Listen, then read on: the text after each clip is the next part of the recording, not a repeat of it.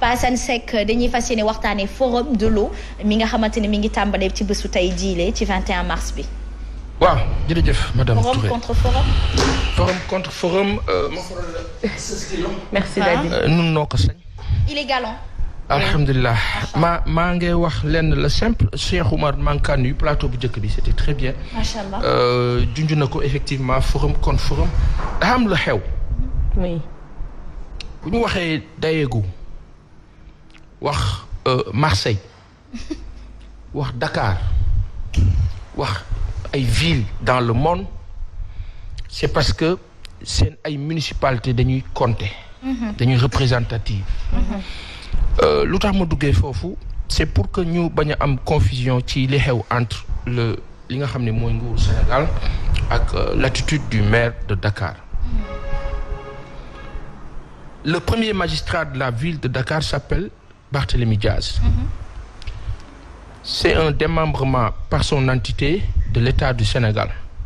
fi mu ne nii dans toutes les municipalités yi ci ëpp boo demee ci seen bureau yi boo demoon ci bureau Ahmed Aïdara ak keneen ak keneen. nga bokk Yewwi Askan Wi nga bokk APR c'est la photo du chef de l'État moo fa nekk. L'administration centrale est déconcentrée donc gouvernance délocalisée. Très bien. lii ma si bëgg a wax lu simple le forum bu ni mel où il y a 5000 participants. Fama moom mooy wax léegi ne ma hôtel yëpp fees na. alal ja dugg la sur le plan économique.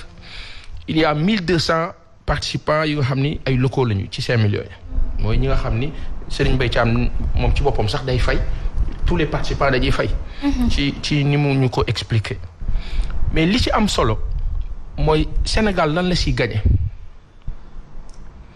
une initiative au départ boo xam ni tey bu ñu waxee Dakar. dafa am maire bu ñoo wax Khalifa Ababacar Sall. bu dul ki ci njëkk wala di benn bi bokk na ci li impulsé ce forum là loolu mooy li indi l'attitude de frustration bi Barthélémy Diaz am.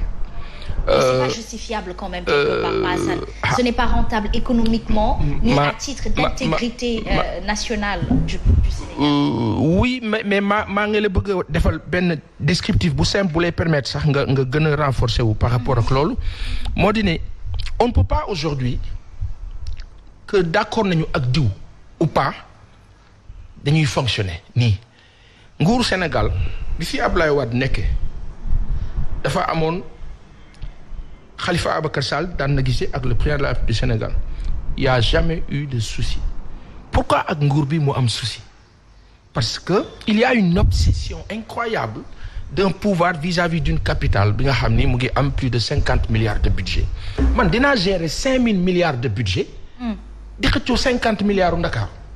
est-ce que dañ ko xëccoo tamit. après la réalité mooy comme malheureusement de 2012 à 2022 nguur bi fi nekk dafa dox ci politique politicienne le sous-entendement mooy ñi yore budget wu 50 milliards ils vont se renforcer dañu ay acteurs politiques lañu donc dinañ am doole pour def politique contrairement. mais moom invité nañ ko moom. waaw il s'agit pas d'inviter c'est-à-dire on parle de ville c'est-à-dire que tey. Oui, France. boo fa wàccee bi Marseille di organiser ce forum là. il y a le maire qui est au devant de la scène pas moom mooy ñëw gàddu affaire yi mais il est impliqué. mais c'est différent non c'est différent de carton d'invitation boo xam ni on prend on vous invite c'est-à-dire que il faut nit ñi comprendre ne que le forum de Dakar les jeux de la jeunesse de Dakar ça a été impulsé par la ville de Dakar via sa municipalité via son maire. qui était diw. un maire élu très précédemment c'est-à-dire bu fekk bi may dégg man forum de l'eau ñu koy pare boobu ba léegi Barthélémy Diaz nekkagutoon maire léegi nag bu fekkee ni dafa dabbu mbir mi ndax actualité politique ci locales yi nga xamante ni moom lañ jugee bu fekkee dafa dabbu bu ñu ko invité c'est peut-être que comme ça qu'on pouvait l'intégrer à cela parce que c'est un forum international. c'est pas un forum national. dafa am ay xëy na ci lu ñu tënku woon léegi pour nga comprendre mu leer. non pour bàyyil ma wax la bàyyil ma wax la kay lu simple le forum est bien pour notre pays. Voilà. Maintenant au-delà de l'aspect bien mbir ba xewee dangay wax li droit d'auteur lu tax mu am lu tax organisation pour la propriété intellectuelle am parce que dañ naan diw Chérifou Diop Sabren bu ne bind œuvre dañ naan diw moo ko bind. loolu c'est-à-dire Sénégal foog ñuy wax ñuy reconnaître Asma elle présente bien l'émission. Le fait de faire fi de ça loolu iñaan la Et aujourd'hui on appelle nos autorités à plus de sens d'élévation de hauteur pour ñi nangul nit ñi. Il ne s'agit pas de dire oui le gars il vient d'être élu, non. C'est la ville de Dakar, continuité de l'État, lu tax ñu koy wax. Il y avait une mairesse qui était là sunu yaay bu baax ba Soham Wardini waaw kooku bi mu fi nekkee elle a travaillé sur ce forum-là en tant qu'entité municipale ka jiitu ka initié woon nekkatu fi yàlla dogal na peut-être un de ces éléments ñëwaat na toogaat ci maire bi c'est un plus pour l'État du Sénégal. Maintenant malheureusement li ñu constaté peut-être c'est ma vision limite wala limitée li ñu constaté mooy que tey lii nga xam ni forum bi war nañu ko mën a apporter malheureusement ci wàllu information ni ñu ko war a xamee duñ ko xamee noonu. C'est-à-dire que ma jox la benn exemple. Regardez est-ce que yaa ngi gis forum de l'eau sur Sen TV.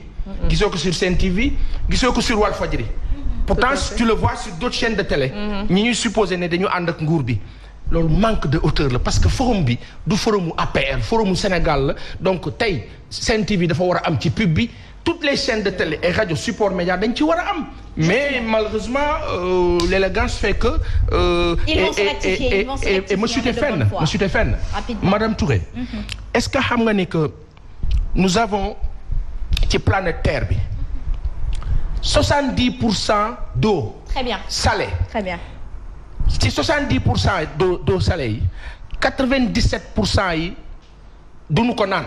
ayca te 97% yi 2,5% moo ci ndox bu ñuy naan 1% moo ci potable léegi enjeu yi mooy que tey ndox cher na Sénégal eau potable amuñu ko pourtant on a tellement d'eau sous nos nappes phréatiques. Malheureusement politique bi noo doxal nii manque d'élégance bi mooy tax que yooyu yëpp duñ ci mën a. manque d'élégance lenn daal leer na ci manque d'élégance mënu koo faj.